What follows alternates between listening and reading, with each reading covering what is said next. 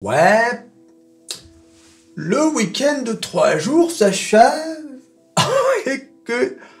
Alors cette semaine, grosse semaine, hein, puisqu'on a à la fois le CPI, le FOMC, hein, tout ça dans la même journée, mercredi. On a également les résultats des banques, grosses banques, JP Morgan, Wells Fargo, etc. Où est-ce qu'on a l'info? Bien évidemment, sur métamorphose47.com. Regardez. Et oui les amis, métamorphose47.com. Donc voilà, grosse semaine à venir, inflation plus résultats des banques américaines. Voilà, donc comme d'habitude. Hein. Donc cette semaine marque le début de la saison des résultats du premier trimestre. L'attention se déplaçant de la politique de la Fed vers l'état des lieux des entreprises américaines. Et oui, parce que là, on va avoir du concret, du résultat concret, faisant suite au scandale, à la crise bancaire qu'on a connue au mois de mars-avril. Donc là, c'est quelque chose qui est très attendu. Hein. Ça va vraiment donner un signal, parce qu'il y a beaucoup de gens qui ont retiré leur argent des banques. Et oui, les amis. Donc on va voir quel est le résultat des banques. Est-ce qu'il y aura eu un impact sur le résultat des grosses banques américaines? Ça peut foutre un coup de boost, ou bien au contraire, un coup de mou au marché. Donc vendredi, certaines des plus grandes institutions financières américaines, dont JP Morgan, Wells Fargo, Citi et BlackRock, publieront leurs résultats. Et oui les amis, BlackRock, vous avez vu là, les manifestants, ils sont allés brûler à côté de BlackRock, là, à Paris. Et aïe aïe aïe. Et oui les amis, ils considèrent que BlackRock, c'est le diable en personne. Hein, faut dire BlackRock, j'espère que vous connaissez BlackRock, c'est l'institution qui possède le plus d'assets hein, sur les marchés financiers, des trillions de dollars. C'est un mastodonte sans nom. Ils ont des actions sur à peu près toutes les grosses boîtes, c'est impressionnant. Donc de plus, mercredi verra la publication de la lecture de l'inflation de l'indice des prix à la consommation, le fameux CPI, tandis que le rapport mensuel des ventes au détail sera publié vendredi, hein, le core retail. Hein. La semaine dernière, les marchés américains sont restés relativement inchangés en raison des vacances du vendredi saint, le Dow Jones augmentant d'environ 0,7%, le S&P chutant légèrement et le Nasdaq chutant d'environ 1%. Et oui les amis, hein, regardez les indices, on est toujours au-dessus de 4000, pour le S&P 500, le Dow Jones, il est tout jeune, le Dow Jones, 33 485, et le Nasdaq toujours au-dessus des 12 000. C'est important qu'il soit toujours au-dessus des 12 000, d'accord? Le pétrole se maintient aux alentours de 80 $, après avoir augmenté de façon significative. Hein, vous avez pu voir, hein, donc c'est toujours la même chose. Quand il y a une annonce sur le pétrole augmente immédiatement, et à la pompe, c'est le lendemain. Le lendemain, bing! Le prix à la pompe, c'est direct. Et oui les amis, on n'attend rien. Hein, vous voyez, quand c'est l'inverse, quand le pétrole baisse, par exemple, à moins de 70, comme c'était il n'y a pas longtemps, eh bien, le pétrole, comme par hasard, met tout le temps possible et imaginable pour baisser. Et oui, mes amis, c'est comme ça, hein, c'est pour ça. Et l'or, valeur refuge, qui se maintient au-dessus des 2000. Alors bien sûr, il y a eu donc le rapport sur l'emploi de mars, publié vendredi à la fermeture des marchés, a montré que même si les embauches ont ralenti le mois dernier, il est peu probable qu'elles empêchent une nouvelle hausse des taux de la Réserve fédérale le mois prochain. Eh oui! Donc on va quand même avoir notre hausse des taux de 0,25. Mais bon, on nous a annoncé que ce serait la dernière. Voilà. Mais bon, il n'y a pas eu un choc assez gros pour que la Fed se dise « Oula, il ne faut pas qu'on augmente parce que là, ce sera une catastrophe. » Donc les prochaines données devraient montrer que l'inflation globale a augmenté de 0,2% au cours du mois dernier et de 5,2% au cours de la dernière année en mars. Les prix devant augmenter de 0,4% par rapport au mois précédent et de 5,6% par rapport à l'année dernière. Voilà donc cette semaine, surtout en fin de semaine, on va regarder les résultats des banques, JP Morgan, Wells Fargo, Citigroup. C'est vraiment ce qui peut avoir une grosse influence sur les marchés, d'accord? Donc ça c'est important à surveiller cette semaine. Sinon cette semaine, comme je l'ai dit, il ne s'est rien passé hein, sur les indices. On est toujours au même endroit, ça range. Encore une fois, je vous ai dit, la crise bancaire est-elle terminée, oui ou non? C'est ça que tout le monde se demande. Si on a la confirmation que ça y est, toutes les banques sont plus ou moins sécurisées, dans ce cas, le marché pourra repartir à la hausse D'autant qu'on aura l'assurance que les taux d'intérêt n'augmenteront plus d'ici la fin de l'année.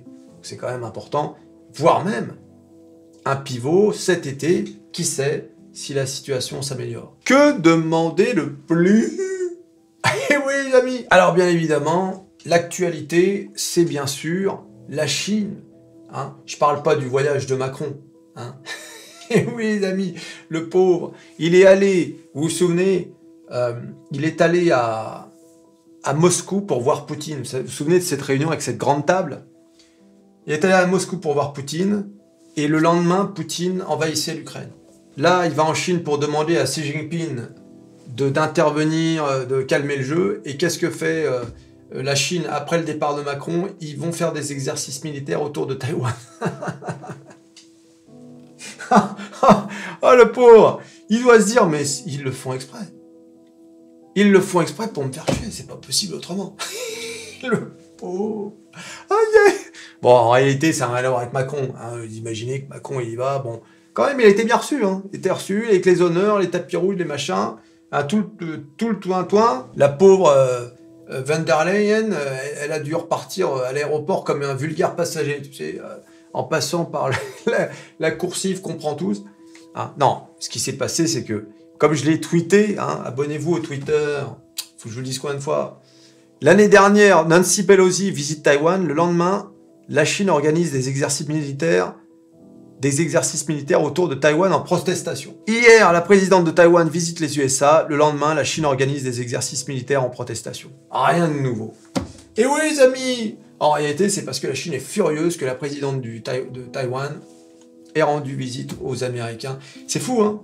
C'est fou comme systématiquement, que ce soit pour l'Ukraine ou pour Taïwan, les Américains donnent toujours cette impression de vouloir créer le conflit. Tu vois, avec l'Ukraine, qu'est-ce que reproche la Russie? Ils disent pourquoi l'OTAN donne des armes à l'Ukraine. Enfin, je parle d'avant le conflit. Hein. Pourquoi l'OTAN cherche absolument à se rapprocher des frontières russes? Et là, la Chine dit mais pourquoi les États-Unis jouent avec le feu en faisant des rapprochements avec Taïwan, etc. Enfin, c'est toujours la même histoire, hein, d'accord? Souvenez-vous de la première guerre en Irak, hein, en 91. Hein, Saddam Hussein qui envahit comme ça, de nulle part, le Koweït. Tiens donc, ah, ça vient d'où? De quelle idée? La CIA peut-être, hein, qui aurait convaincu Saddam Hussein de... Hein? Non. C'est ce qui se raconte. Hein. Moi, j'en sais rien. Hein. Qui suis-je? En tout cas, nous, en tant que Français, comme je vous l'ai déjà dit 1000 fois, nous sommes Américains. Hein? We are Americans. Where's my passport? My passport is ready. Good. Ok. On est Américains. Comme vous le savez, nous faisons partie... Nous sommes sous protectorat américain, que vous le vouliez ou non. C'est pas un choix, on t'a rien demandé. D'accord? Il dit non, je suis pas d'accord, France souveraine. Non, France n'est pas souveraine. D'accord? Elle n'est ni souveraine d'aujourd'hui, ni de demain. On a 3000 milliards de dettes empruntées sur les marchés financiers. Et c'est même pas une dette comme par exemple celle du Japon. La dette japonaise appartient au Japon, puisque c'est principalement la Banque du Japon qui la détient. Nous, on est vraiment à la merci du monde entier. Voilà. Nous n'avons pas de souveraineté. Nous sommes sous protectorat américain. D'accord? Bon, voilà. Maintenant que tu le sais, hein, tu peux dormir tranquille sur tes deux oreilles. Il dit, ah non, je suis pas d'accord, qui dit. Bah, je crois que tu as le droit de pas être d'accord. Tu as le droit aussi d'aller boire un verre d'eau. Hein, ça fera le même effet.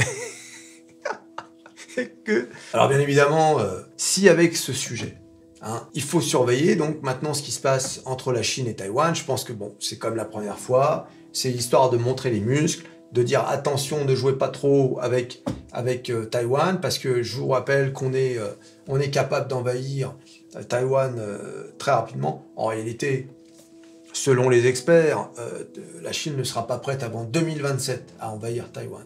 Ah oui. Puis attention, les Américains ont des bases militaires partout dans la région. Absolument partout. Japon, Corée, ils ont des bases militaires, je ne sais plus sur quelle île, là. Donc ils sont vraiment partout. D'accord?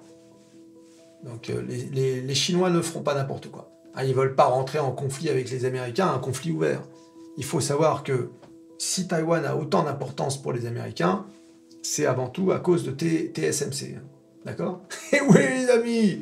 Et bon, il y a aussi la position stratégique. D'avoir un pays allié à 2 pas de la Chine, ça peut toujours servir. Mais, à souligner quand même cette contradiction, c'est que les États-Unis, tout comme l'Europe d'ailleurs, ne reconnaissent pas Taïwan comme étant un État qui ne fait pas partie de la Chine. C'est ça qui est drôle. C'est que les États-Unis reconnaissent que Taïwan fait partie de la Chine. Donc c'est ça qui est quand même assez incroyable. Hein. Cette situation est drôle quand même. Je me demande si elle n'est pas unique au monde d'ailleurs. Et oui, amis, hein, c'est un peu comme si les Américains reconnaissaient que la Corse faisait partie de la France, mais que quelque part, on n'aurait pas le droit de la commander en quelque sorte. C'est drôle quand même. Hein. Ah oui, c'est... Mais bon, encore une fois, je vous rappelle que Taïwan est aujourd'hui, le fabricant des puces. Voilà, c'est le seul fabricant à pouvoir faire les puces qui sont nécessaires pour les smartphones, les cartes, les processeurs, etc. Voilà, les seuls au monde aujourd'hui. Et TSMC, donc l'entreprise taïwanaise, est en train de construire une usine aux États-Unis, au moment où on parle.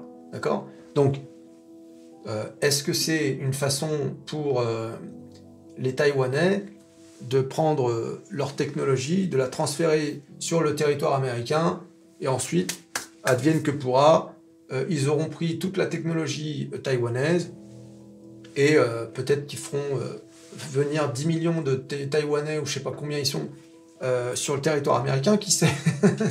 Non, ça n'arrivera pas. Voilà, et comme je l'ai dit dans une autre vidéo, bien sûr TSMC n'a pas choisi la France pour construire son usine, ou l'Allemagne, ou l'Italie. Hein. Pourquoi ont-ils choisi les Américains? D'accord? Et oui!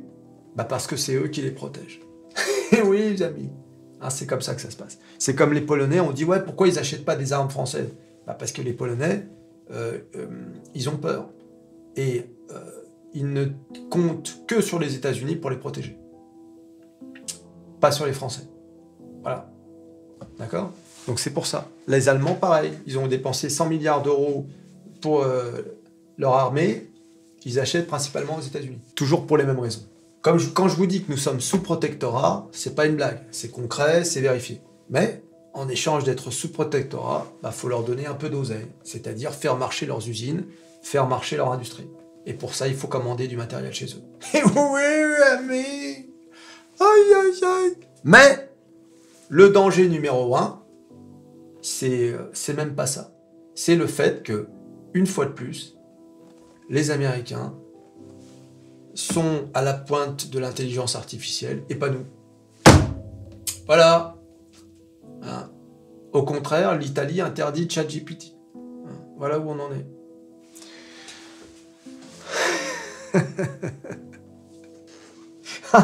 Aïe, aïe, aïe. Tu t'abonnes, tu likes, tu partages, tu cliques sur à peu près tout ce qui peut être cliqué. La Chine, Taïwan, au choix. Et on se revoit à la prochaine vidéo. Allez, salut.